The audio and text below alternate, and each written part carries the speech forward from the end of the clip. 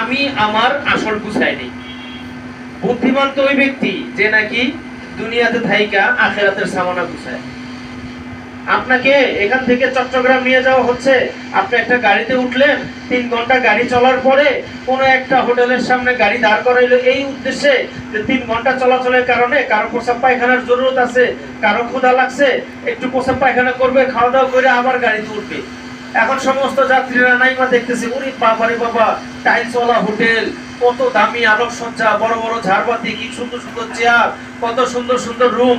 সে করলো কি, ওই গাড়ি থেকে নাইমা ওই হোটেলের মধ্যে ঘোরাঘুরি করতে করতে করতে করতে করতে করতে এত সময় ব্যয় করলো। এখন নাকি যখন নাকি বিদায় হওয়ার সময় হচ্ছে, আয়সা দেখে তার গাড়ি তো আর নাই।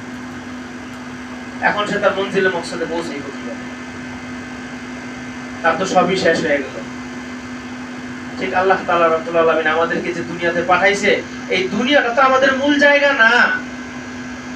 কেউ কিন্তু বাথরুম টয়লেটে গিয়া সারাদিন সময় ব্যয় করে না, কারণ ওইটা হলো জরুরত, প্রয়োজনের জায়গা।